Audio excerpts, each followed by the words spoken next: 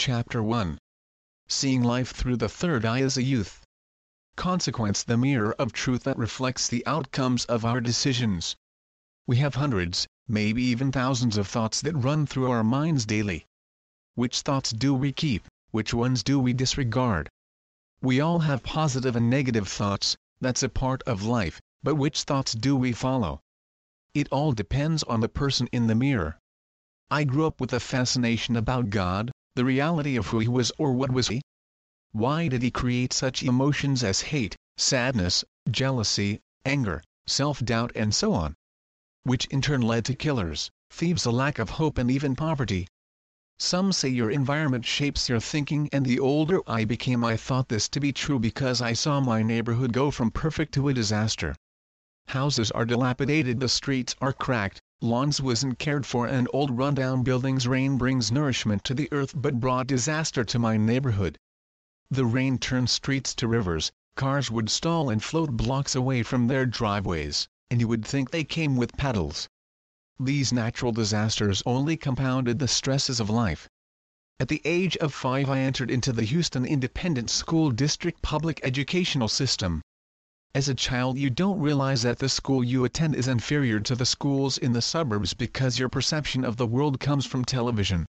By watching the actors and stars on television, a child associates those characters as personalities and mimics those personalities in real life. In the movies, the one who always tells the teacher on a classmate for acting out is considered a snitch or stool pigeon who later became a police officer. That so-called snitch would tell the teacher, so that teacher would tell the parent, therefore that parent would punish the child. When all is done, the child would say, "That snitch got me in all this trouble for just getting out my seat to talk to a friend." Whenever the teacher left the class, she appointed her favorite student to take names of anyone who talked in her absence. So the new policy made by non-tellers was, anybody who snitched to the teacher would get beat up after class.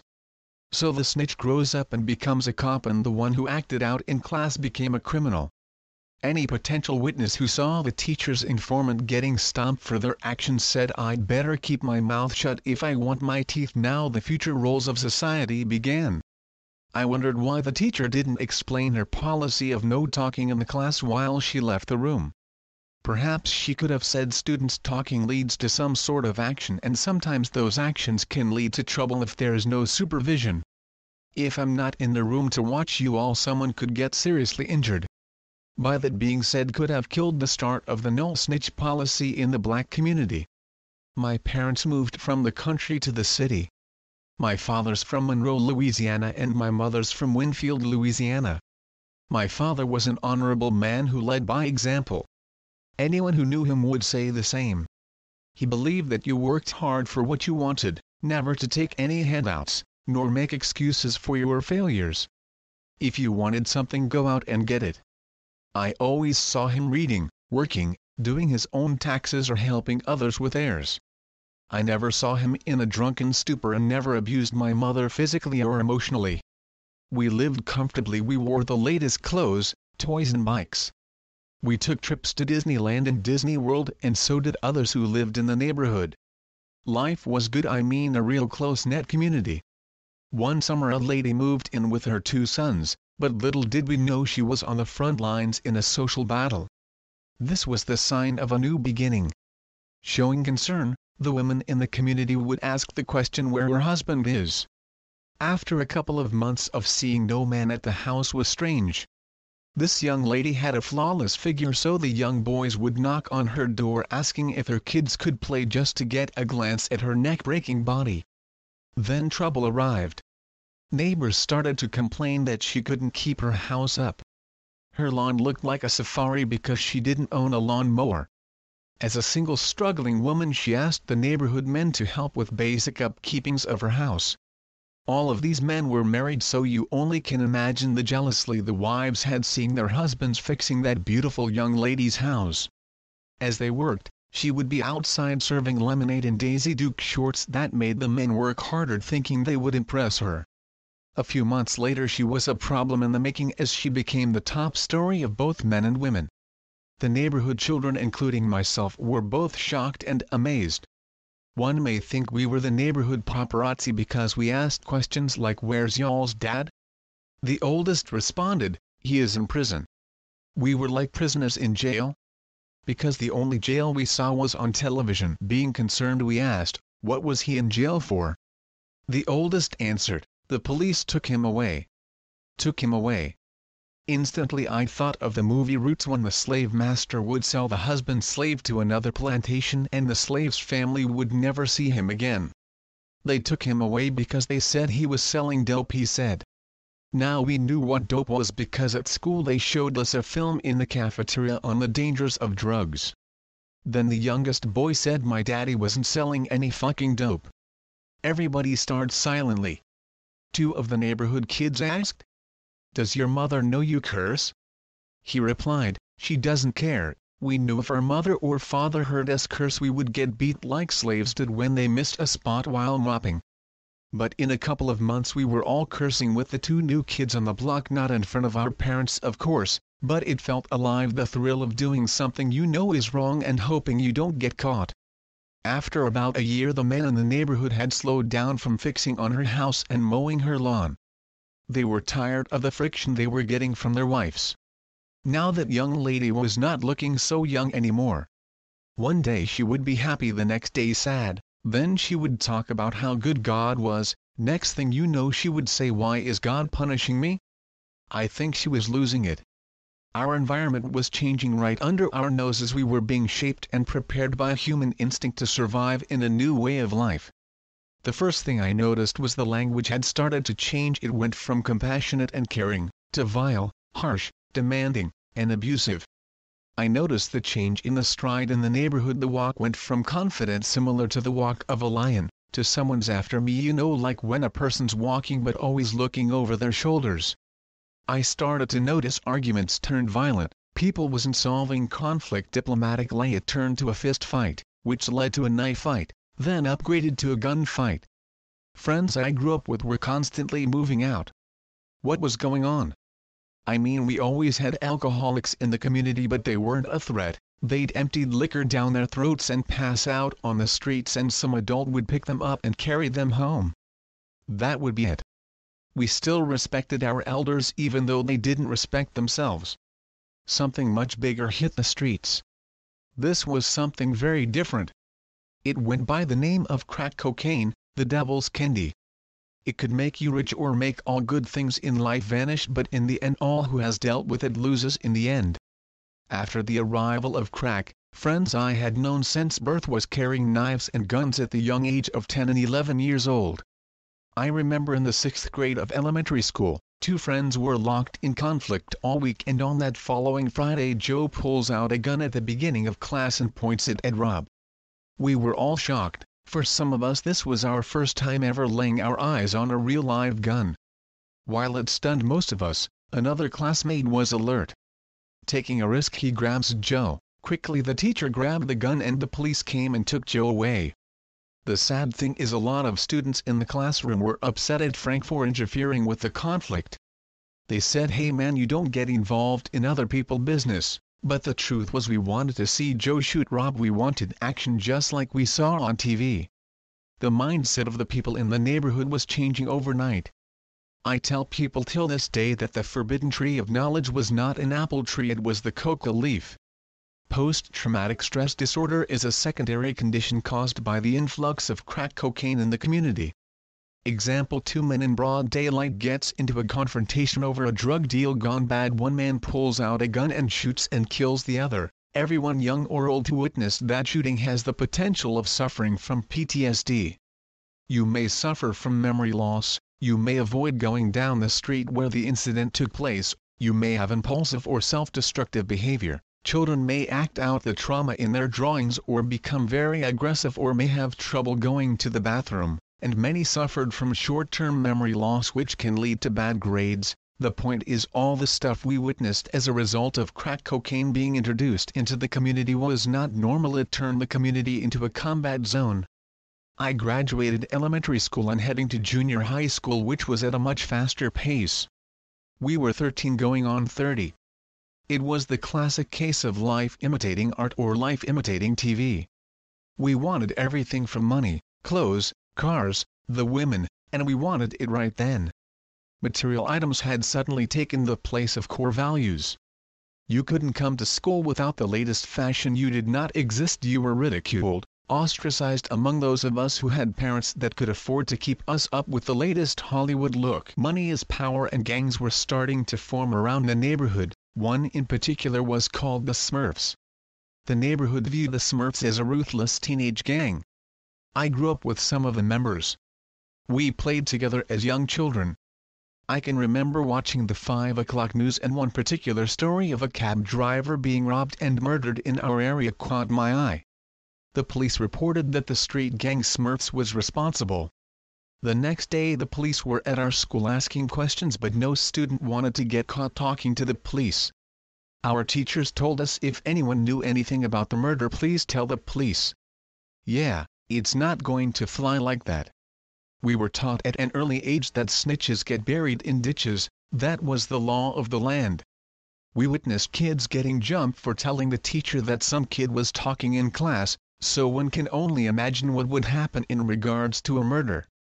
The situation turned into a panic feast. Teachers were afraid to come to school, parents relocated their children to better schools, and families moved out of the neighborhood altogether. No one focused on the root of the problem. Government officials always thought that black people wanted revenge for slavery, that we would do to them what was done to us. Out of their own guilt and paranoia, they started to work day and night to keep blacks from uniting, because it's difficult to stop an organized body. The crooked cops mapped a plan and decided to target the neighborhood with crack cocaine. When crack first hit the community, no one knew the dangers of it because it was brand new. It looked like little candy rocks that you smoked instead of eating. Well, I should say no one but the government knew of the dangers and allowed it to enter black-populated areas. It was just another trick out of many, but we overcame that one too. Some didn't make it, but they gave their life as an example of what not to do. True soldiers. One day after school, on my way home riding the metro bus, which was a form of public transportation, while sitting in the back by choice to talk to a friend. The bus stopped at its normal pickup spot, and my friend's older brother boarded and proceeded to the back where we were. He whispered to us at the next stop, "You two get off the bus and come with me." We were like, "What for?" He showed us a black handgun, 38 caliber, aka Saturday Night Special. He wanted us to enter the store to go to the counter and buy some candy, and then he would come behind us and rob the vegetable stand. What was I to do? Here's an older dude from the neighborhood with a gun asking me to assist him while he robbed a store. The only thing I could think of was my mom. If I had got caught, it would pierce her to her soul. We got off the bus at the corner near the vegetable stand, and instantly my friend's older brother went over the plan. We were supposed to collect the money while he held the gun on the clerk. We started the short walk towards the vegetable stand, which seemed like the longest walk of my life. I looked over at his little brother and saw the look in his eyes. He was more afraid than I was, so I gave him the head nod to run, and he took off, and I was right behind him. How could I face my folks after robbing a store? The next day I found out he robbed the vegetable stand anyway without us and got away with it. I wondered how much money he had gotten away with. I never saw him or his brother again. What I watched on TV I was starting to witness in real life. My bright-eyed view of the world was starting to get dim. In the beginning we had love for one another, now we would rob one another. What was going on? By this time my grades were dropping. I wanted to learn the street life, not because it was wrong or right, but it seemed necessary. That was the devil. My lower nature was starting to take over me. I used to go to church and I heard the story of David and Goliath, but the pastor never taught the true story of David and Goliath, I mean the deeper meaning. We were only taught that Goliath was a giant who terrorized the people in the valley. No one could defeat him until David came and said, "I'll fight him." He picked up 5 smooth stones and decapitated Goliath with 1 stone using a slingshot. That's good for entertainment, but the deeper meaning is your lower nature wants to feed a giant temptation of the flesh, which represents Goliath, and that small voice, which represents David, tells you to fight off the temptation.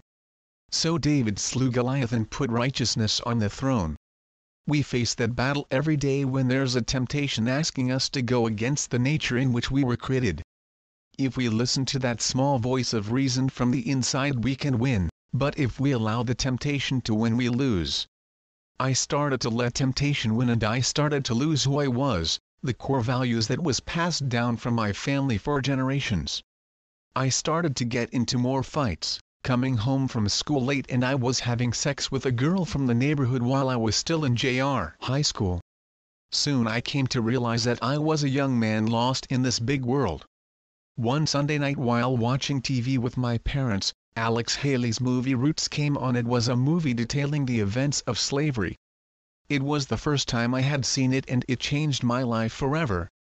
This movie showed how we came to America as Muslims but was forced to be Christians by the evil slave masters. We had to give up the names that our forefathers gave us and take on Christian names. We had to give up our native tongue and learn English. The punishment for not doing so was death.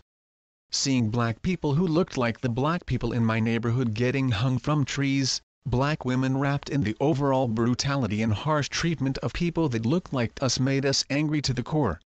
The next day at school, every white student we saw, we beat them like slaves. We were hurt, angry and confused.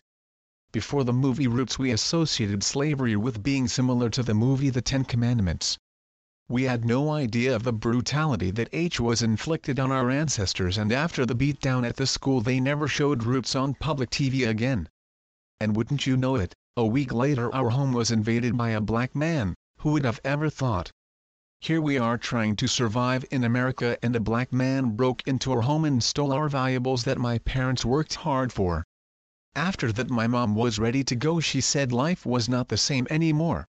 Crack cocaine was on the rise. I had already seen the change because I was closer to the streets than my parents. My parents worked every day. By the time the news of crack cocaine reached them, it had already took over the neighborhood. My parents decided to relocate, so we moved to the suburbs. Here I am moving to a mostly white populated neighborhood after watching Roots on TV. One part of me said I'd be hung, the next part said fight till you die.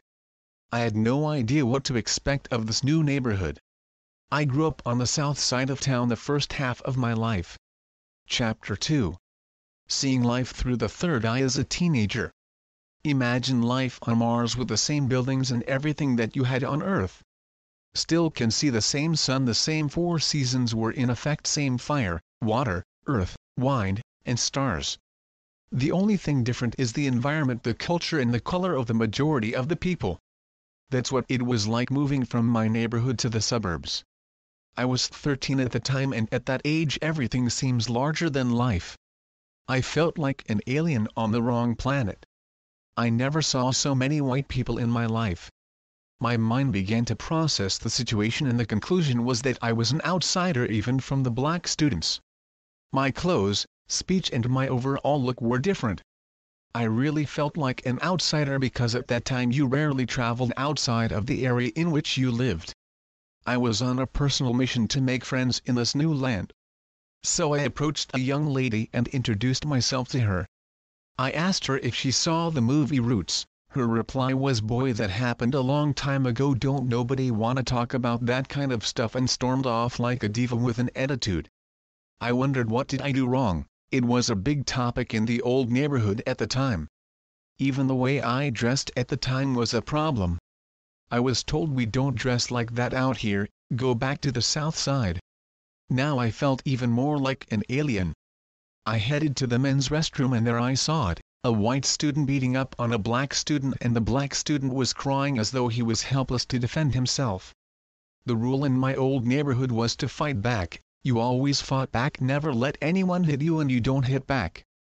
I admit the white guy was bigger, but you know what they say, the bigger they are the harder they fall. In my mind I thought, this planet is already strange enough, so if I wanted to make a friend I'd better help. So I stepped in and grabbed the white student by the back of his jacket and threw him off the black student. The white student paused, looked at me and then left while the black kid was on the floor crying. He started to explain the altercation. The kid said that he was calling him a nigger and also was trying to take his lunch money. He had a problem with that guy every day since the school year began. He got off the floor and thanked me. That was the first time I had heard a black person sound white, not the way he articulated his words but the sound of his voice. It had no bass, no rhythm. You could put those two together behind a closed door and you could not tell them apart by speech. We called that trying to be white, and he wasn't trying to be white, he grew up in that environment. The children he went to school with, his neighbors, teachers, and his environment reflect his life. In the old neighborhood, when a friend had someone to visit from across the city that talked different, we asked, "Why are you trying to be white?" And even that goes back to slavery, since black people were robbed of their native tongue and forced to speak English. We rebelled, we had our own language that goes back to the beginning of time, so why should the slaves accept the language of their enemy? People forget that blacks had a powerful history before slavery which goes back to the beginning of civilization. That began a split among the people. Some accepted the new way wholeheartedly and choose to forget their past and dove into this new way of life. Others rejected this new way of life, refused to admit defeat. They were Afrocentric in an European American culture. The trick is to accept the new way but don't forget the old way just in case the new way fails you. Always know the old way that's been around since the beginning of time. I was sitting in my third period English class looking out the window at the storm. For some reason when it storms outside it makes me sleepy and I begin to daydream. During my dream of saving the world from evil spirits, I heard the teacher call my name. I got up, went to her desk, and she handed me a note to go to the principal's office. Totally unaware of what was going on, I walked into the principal's office, which seemed as cold as Alaska's winter and sort of dull. His assistant told me to have a seat. 5 minutes later the principal walks in. He said there was a complaint that me and Chris ganged up on another student in the restroom. He gave me a chance to explain what happened and I did. Then he said, "You can't let that sort of thing bother you, son, you have to rise above it." I interpreted that as take it and move on.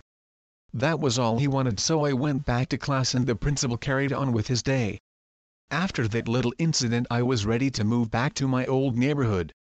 I was starting to see some similarities between the principal at school and the overseers that were placed over the slaves like in the movie Roots, keeping them in order. The message was coming alive at that moment: no matter what happens to you, if you're black you need to just accept it and move on. He didn't tell the white guy that racial remarks will not be tolerated or that you had to respect each human being's right to exist. His message to me was taking it and move on. It was up to me on how I received that message. He could have been trying to say that there's always going to be racism in the world, but don't let that distract you from your dreams and goals. Racism hurts both parties. For example, you have a white guy who thinks he's better because he's white and he becomes arrogant, wearing it like a badge on his shoulder that says, "Hey world, I'm better because my forefathers came from Europe and built this country out of nothing all by ourselves." What about the Native Americans who taught the Europeans how to farm, or the black man who built and labored day and night for no wages so America could be a superpower in the world? Almost 400 years of free labor. Racism sets you up for failure. It causes you to believe that you are better strictly based on the color of your skin. As time would go on, I noticed there's not much difference between my old neighborhood and the suburbs, which I now call home. I became friends with an older teen who lived in my subdivision. We didn't attend the same school because he went to an alternative school, which was a school designed for troubled youth. He had a lot of friends in the neighborhood. He introduced me to a group that was labeled as stoners, who were white kids who listens to hardcore rock and roll heavy metal. They dressed in black leather pants, wore metal spikes as jewelry and AC/DC t-shirts, Led Zeppelin, Metallica, Ozzy etc., and got drunk and high. Stoners were considered as social misfits, kind of like the white version of the streets. They treated me as an equal. White kids wondered how blacks could kill one another over a starter jacket or a pair of Air Jordan tennis shoes or neighborhood territory. Black kids wondered how white kids would kill themselves over a game like Dungeons and Dragons, or commit suicide when things were bad at home, or kill over a haircut. This may sound crazy, but that's exactly what happened when a student was told to get a haircut.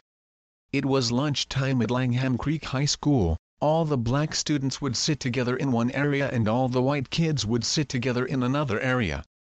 It was a huge cafeteria packed with students and faculty. I could see the bright sunny day from the windows, which looked truly like a picture-perfect day. Birds were singing and flying around in the trees out front. My inner self told me to look up, and when I did I saw a white guy dressed in all black attire, black shades, black jacket, black shirt, black pants, black gloves and black boots. His facial expression dazed to say the least. All of a sudden he reached in his pants and pulled out a black .357 Magnum. What makes a person reach the point of no return, where they give up all hope, the dead end to life, when the mind is made up and says fuck it? I'm going all out. The answer is no love. Love is the most powerful energy or forces in the universe that keeps man alive. You lose love, you lose life. At birth, if a newborn is not hugged or picked up, it dies. He pulls out the gun, called out the principal's name that was standing next to the assistant principal monitoring the lunchroom. Suddenly we heard it. Bang!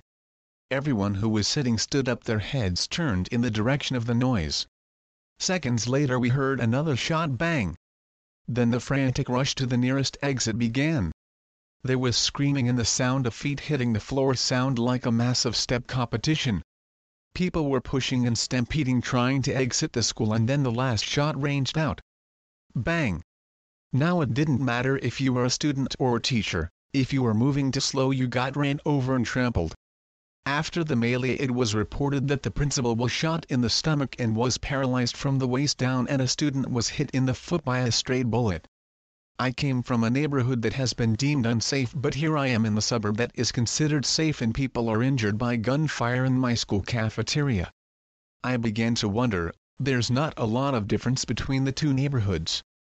One is called the ghetto and the other is called the suburbs, and there were a lot of things in common, like the need for expression and drugs.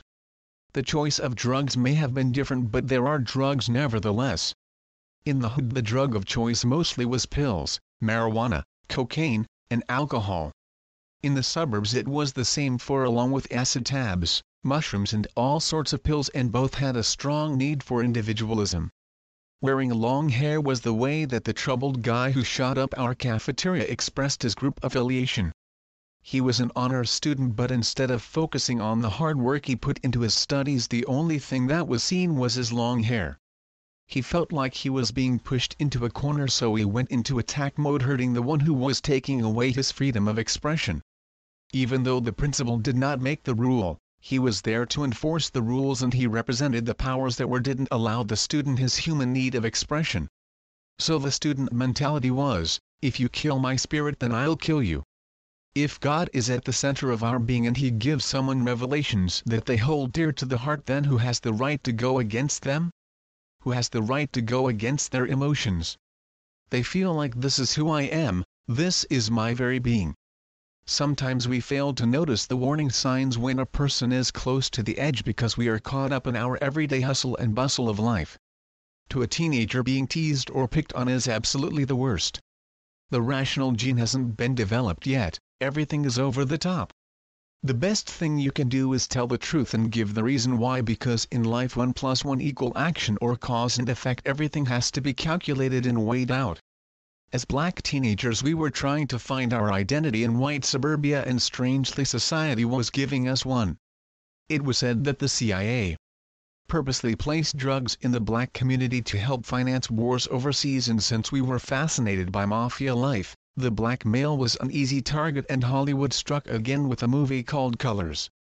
The film was about street gangs in LA. Whether you were in a gang or not, if you were a young black male and didn't wear a three-piece suit, you were in a gang, and gangs started to pop up everywhere. One day after school I was asked to be interviewed about gang activity in the suburbs, and I said it was the movie Colors. People are just imitating what they saw on the movie screen. They cut out that part of the interview on the 5 o'clock news.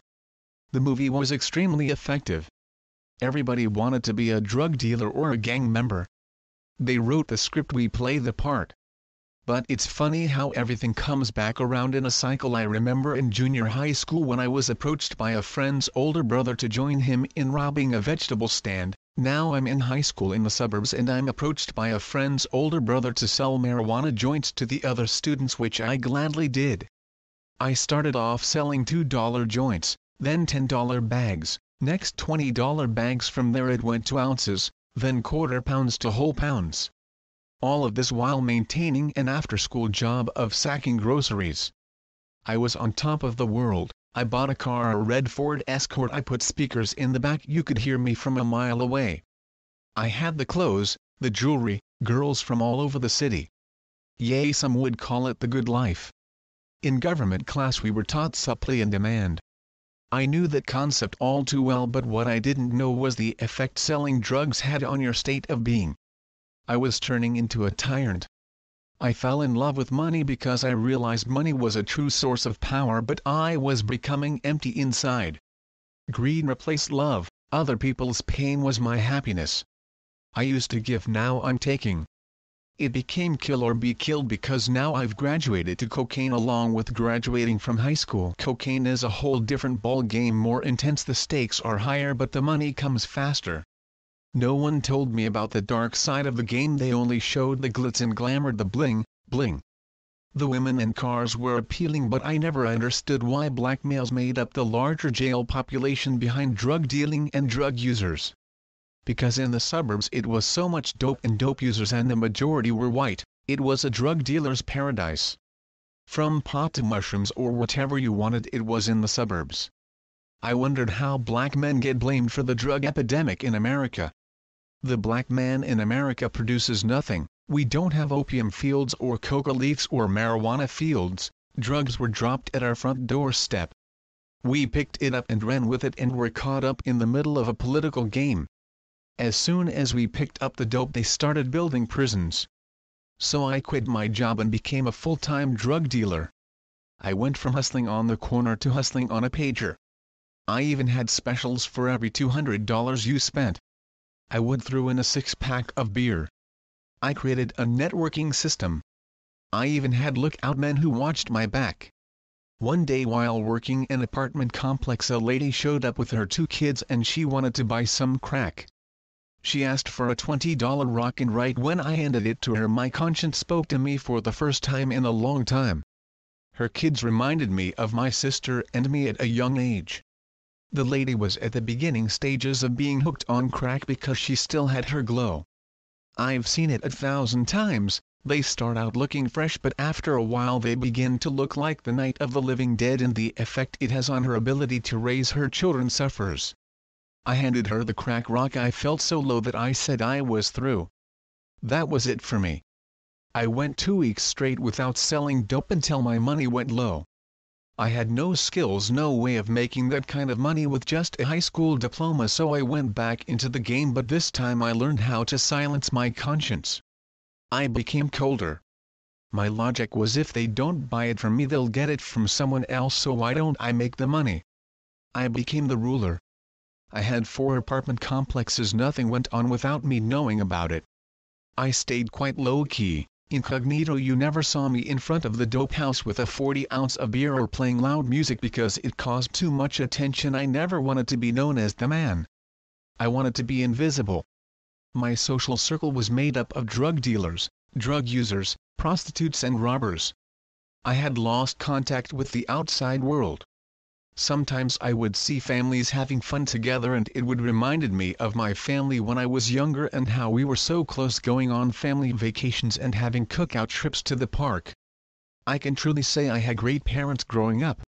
The problem was this dope game I got involved in. It was taking over my soul. I was trapped and didn't see a way out. I fell in so deep until I couldn't pull myself out. I would drink and smoke marijuana every day to avoid my conscience, and I was sinking further and further into the abyss. While I was shopping at the mall buying something to wear to the club later on that night, an army recruiter approached me, talking to me about the army and all the things I could experience, like how I could attend school, travel the world and even play football for the army. Even though it was a sales pitch to get me in, I seen it as a sign for me to get away and a chance for me to save my soul. So I signed up, packed my bags and begun a journey to a new life in the military. Basic training was at Fort Sill, Oklahoma. The summer was extremely hot while the winter was cold. Boot camp was the toughest experience I had ever faced because it was mentally and physically draining.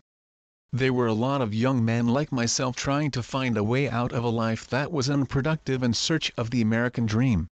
The military was my payback to society for all the wrong I had done, but the problem was I was trying to clean up on the outside but not eternally. I changed my surroundings, I changed my look, I even traded in my starter jacket for a camouflaged army field jacket, but the spirit that resides on the inside is who you are. It was a spiritual awakening, my Moses moment, a true Exodus moment where my inner self told the dark forces of this world, let my people go. And I was free to start a new beginning, but I didn't properly bury the old me. That old demon was lying dormant, just waiting for a chance to manifest itself. I remember going through the cafeteria line in the army, it's called the mess hall, and I saw all these delicious cakes and pies that I couldn't resist. I grabbed a piece of cake and a glass of soda, and on the way back to my seat I looked over my right shoulder and I saw about 8 drill sergeants running towards me as though someone had committed a crime. Some of them were even jumping over tables, and they yelled at me, "Put that cake down, soldier." One of them knocked my tray out of my hand and soda and cake flew everywhere. I was made to do push-ups, which was my punishment. We soldiers called it getting dusted. I learned the hard way that you were not supposed to have sweets or soda while in basic training. That incident became a big laugh around base. I was becoming human again. I was finally shaking that monkey off my back that had been a burden to my soul. Well, that's what at least I thought. My next duty station was in Germany, my first time overseas, and I was excited. I heard stories about Germany on how cold the weather was and that the German women liked black men and prostitution was legal. I felt lost as soon as I stepped off the airplane in Germany. I didn't understand the language, I didn't understand the culture, and I was unfamiliar with the land. At the airport I was met by a sergeant who was there to take me to a field artillery base, a duty station at Herzog Army Base in Erlangen, Germany. On the way to the army base he took me to a place called the Wall. The Wall was a place where women would stand in a widow nude along this long castle-like building. You would walk down this long walkway and pick which one you wanted. Your pick would meet you at the front door and take you to her room, and you would pay for sex. After that stop we were back on our way to the army base. Once we arrived, I settled and placed my bags in my wall locker and met my new roommate. After talking a bit to some soldiers, I found out my roommate was in the process of being discharged for selling cocaine. He was confined to base and stayed in his room quiet all day for about 2 weeks. Then one day he broke his silence and was telling me all about his cocaine empire in Germany.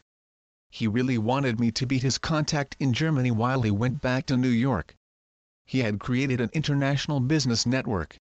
He showed me how much money he made and told me all about the German civilians who he had networked with and the area where they conducted business. He also told me about the black market and how American blue jeans, Marlboro cigarettes and American liquor were a hot commodity. It sounded like a foolproof system, but what he didn't say is how he got caught. He was an example of not to sell cocaine while in the military in Germany. The army slapped him with a dishonorable discharge and he lost all of his benefits. While he was talking, the streets in me were listening. All I heard was selling cigarettes made how much money, and the old me was starting to spark again. Here I am in downtown Nuremberg with a backpack full of Marlboros on a mission. One pack of cigarettes, not a carton but one pack, sold for around 40 German marks, about $30. That's when I realized the fact that the streets were the same no matter where you are. The same system applies. You had soldiers who started a branch of the Crips and Bloods. There were also drive-by shootings in Germany. The drug of choice in Germany was hash, and it was easy to get just like crack was in America. Racial tension was also high in Germany. We would always see skinheads and neo-Nazi groups throughout the German cities gathered in packs, waiting to catch a black male or female alone. If you were black and a soldier traveling alone at night, it was a good chance you could get jumped and possibly killed by one of these groups. There was even racial tension on the army base. One particular incident that involved as symbols of strength a Malcolm X picture in the Confederate flag. I was told to take down a picture of Malcolm X that I had placed on my wall locker, and my response was, I will not remove my picture of Malcolm X until you tell that white soldier to remove his Confederate flag that he had on display in the window of his barracks where anyone could easily see it. So my sergeant, who was black, went over to Charlie Company, which was directly across from us, to talk to the sergeant of the soldier who had the Confederate flag in his room window. The soldier stated that he would not remove his flag, which by asking him to remove his flag was a violation of his constitutional rights. So case solved, he didn't remove his flag, I didn't remove my picture. The only person who really had a problem with the picture of Malcolm X was my sergeant, who was black. I thought, why would a black man have a problem with another black man who fought for justice? So I asked him what problem did he have with Malcolm X. He said that Malcolm X was a militant and he wanted to start a race war. The white sergeant had no problem with the white soldier and his Confederate flag, even though it stood for not wanting to end slavery. Maybe the black sergeant suffered from Stockholm syndrome, where the victim falls in love with the victimizer. That's when I realized that some black people are afraid to show that they are proud to be black because they feel like it will offend white people. When the subject of slavery comes up, I hear some blacks say slavery happened so long ago, you have got to forget about the past and move on. When I hear Jews talk about the Holocaust, they say never forget the Holocaust. Could it be that slavery is so painful that we want to forget it ever happened? How can we truly address the issue that faces us today if we don't attack the root cause? You cannot make it in a free society with a slave mind because time will erase you. How can you know if you have a slave mind?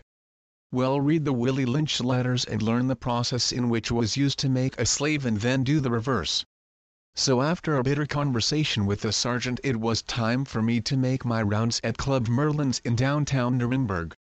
On a dark, cold night, I waited for a cab to the club. All the cabs in Germany were Mercedes-Benz, so you always traveled first class. On arrival to the club, a fight broke out at the entrance of the club, which was a usual event. So I walked to the counter to pay my entrance fee, and the security guard grabbed me and tore my brand new mustard yellow silk shirt. He thought I was one of the men that was involved in the fight until the lady at the door told him that I was not involved. The thing that upset me the most was that he didn't apologize for his mistake. So I went into the club to shake it off and have a good time. I went to the back bar and ordered a cold beer because in Germany beer is sold at room temperature. I looked to my left and there was the security guard at the bar talking to two Fräuleins, German term for women, just laughing it up.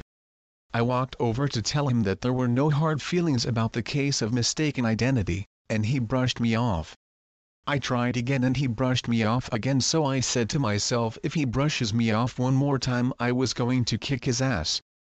I said, look man, I just wanted an apology for you grabbing me by mistake.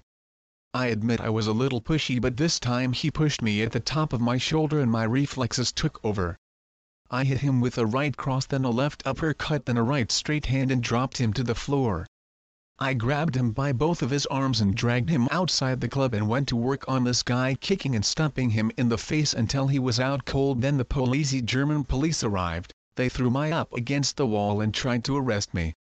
While they were questioning me, I saw an opportunity to break free and run, and I did. I took off because I knew once I hit the alley, which was a straightaway, there was no way they could outrun me. While running, I heard dogs barking. They let two German Shepherd dogs loose that they had waiting in their police car. The dogs caught up with me and showed me those vicious teeth and had a bark like they meant business. I surrendered and I was off to German jail. I sat in German jail for 2 days until the MPS military police came and got me and took me to a military holding cell for another 2 days until my first sergeant came and I was released into his custody. I was restricted to base while the case was under investigation. The following week was the annual Strawberry Festival, which I couldn't miss. It was the only fun thing to do in Germany. It's like the American Carnival with mugs of beer. So, I decided I was going regardless of my base restriction. So, myself and a couple of friends went to buy some drinks, and as I was coming out of the Class 6, which is the military liquor store, and ran into my first sergeant. He looked at me and said, "Meet me in my office first thing Monday morning." I knew I was going to get busted down and rank, so the only thing left to do is go to the festival and have as much fun as possible, because after the stunt it would be a long time before I would see some fun again. Monday morning arrived. As the time crept by I was contemplating my fate all night, plus I was so close to the end of my military career and the last thing I needed was a dishonorable discharge. I saw the negative effect it could have on a person's life. When I walked into the commander's office I saw a military police officer along with the German police. I was sure I was going to jail for assault on the security guard at the club.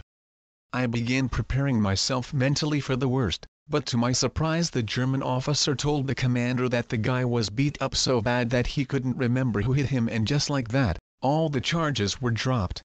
I felt like fate was on my side and I was free again.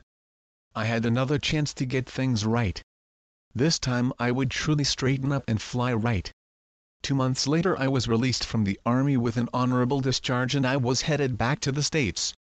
My experience in the military overall was positive. I learned some discipline, made some friends, but still I wasn't complete. I still was in search of something bigger. I didn't get rich, although I made some money. I left home as a teenager and was returning a young man. The third chapter. Seeing life through the third eye as an adult.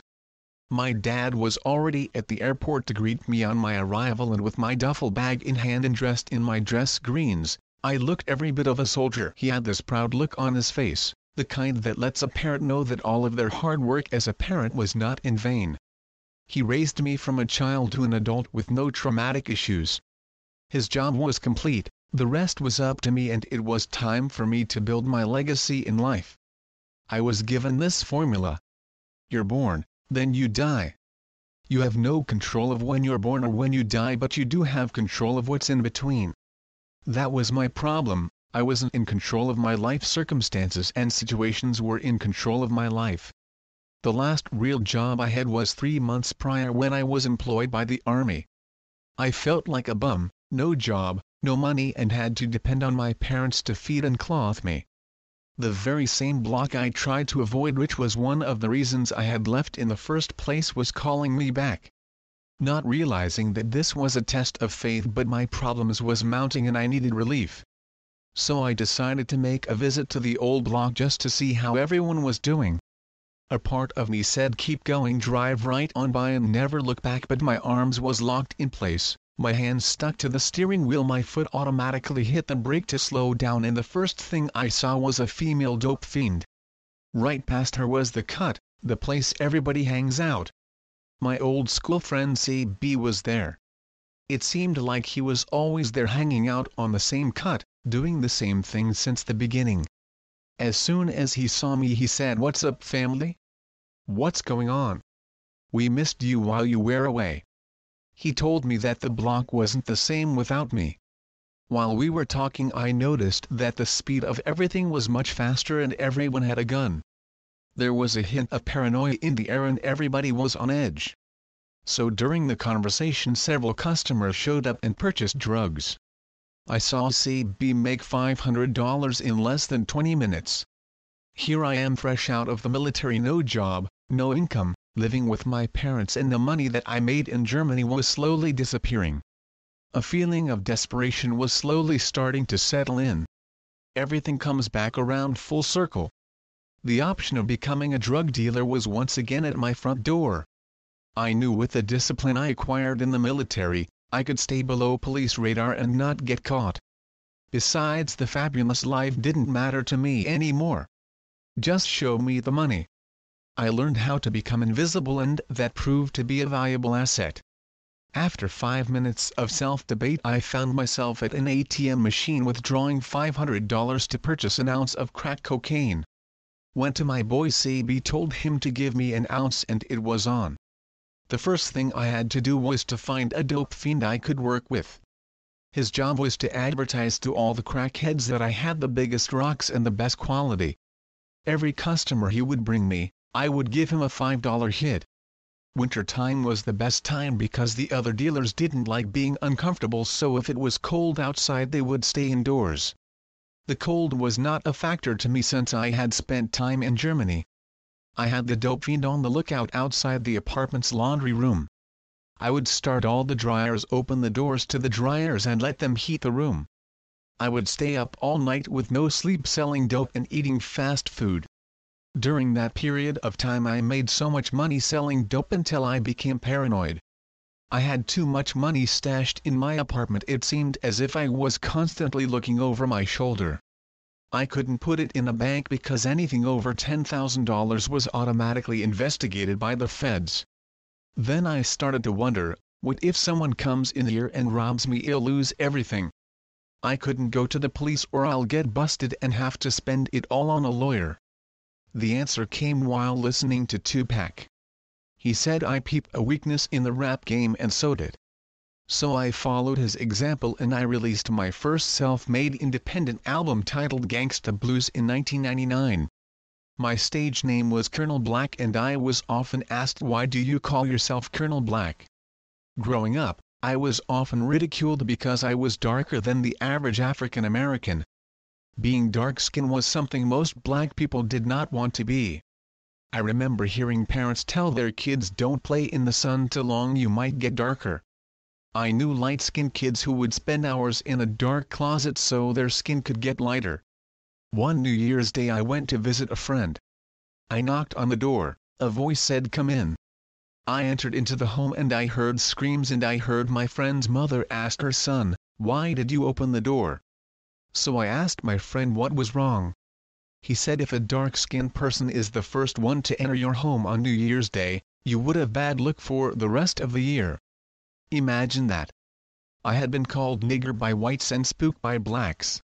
Overcoming adversities was my life's work. I learned at a young age how to find comfort in the God within despite being shunned by some in society, so the name Colonel Black was fitting. It was a statement saying out loud, I'm black and I'm proud. Plus human life started with the black man and black woman. On October 10, 1994, the night before Family Day, an event that was held to bring the black family nucleus back together, I saw an object in the sky that had blue, green and red flashing lights. The object moved from side to side, then the object stopped abruptly and stayed in one place for about 15 seconds, give or take a few. Then it shot straight up in the air at a high rate of speed and it vanished. I can't describe how I felt that night, but it changed my outlook on life. This took place between 10:30 and 11:00 p.m. I went into the house to get a bite to eat while still wondering about the mysterious object I just saw in the sky. I went upstairs to my room, got ready for bed and fell asleep. While in a deep sleep I had a vision of a man who was drowning in the Dead Sea, which is located between Jordan and Israel. I jumped and pulled him ashore and asked him what his name was. He said Plotinus. I jumped up out my bed and went to the dictionary to look his name up. After further investigation, it turns out he was a black Egyptian who was on his way to Rome to study with Plato, and he was hiding from the Roman soldiers. In my vision, he spoke quietly as if someone was after him. He said that there were a certain group of Romans who did not want him to bring the truth about the black man's history to Rome and that Egypt was falling. He also said in order for Egypt to rise again he had to go teach in Rome. Plotinus said to me, in order to be one with God you must be alone. He believes that man should reject material things and should purify his soul and to lift it up to a communion with the One. The vision startled me because this was the first time I had ever had a vision that was so real. A name came to me, whom I had never heard before, plus he wanted me to tell his story. He said that the true knowledge of God is in the people. I didn't share this with anyone because I thought people would think I was crazy. Then I thought if I shared his message it could bring peace in today's time. Maybe this could right some of the wrongs I had done to others. What do I have to lose? After a friend of mine was murdered in the year 2000, another victim of the dope game, that's when I remembered the vision and began to turn my life around. I began to listen to my inner self and I obeyed every command. I was told to take money to a church that was in the same neighborhood I grew up in and I did. I was told to hold a toy drive for Christmas at the elementary school I attended as a child and I did. I was told to bring more money to the same church that was in my old neighborhood and this time someone was there. They didn't see me, I sat in the back while these two older women and this younger woman and a baby was at the front altar praying. The two older women was praying over the younger women, asking God to help her to stop using crack cocaine. They were crying and yelling out loud to God, begging for His mercy. The screams were so intense it gave me chills. I put some money in an envelope and left it sitting on the back pew and I left. I was told at the time to not let it be known where the money came from. And after that experience, I started to feel alive again. The energy you feel from the heart is so great when you give yourself as a service to others. That's the true reward. Being recognized and honored for doing something good for others is okay, but the real reward is the energy that comes from the heart, which begins the process of us becoming whole. That is God in man, and I realized you must change who you are on the inside if you want to change your condition on the outside. It's almost like magic. Now I understand when I hear people say when God returns. My perception is when I had strayed away from God's path I was lost in darkness, which is a real place that exists outside of God's world. But when I found my way back to the path of God, it was the return of the Spirit of God in me. God returns. If you get so far off the path and lose your conscience, you have Bible, Quran or Torah which can lead you back to the path of God.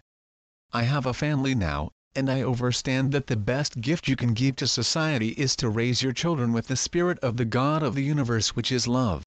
No matter the obstacles they will face in this journey called life, love is the compass that will lead them back to the right path of God. Brothers, you are the father and son. Sisters, you are mother and child. I learned that the righteous are like superheroes, hero no matter where the pain is, no matter the suffering, no matter the injustice, no matter how deep the evil goes, there's always a righteous around to fight to uphold God's law.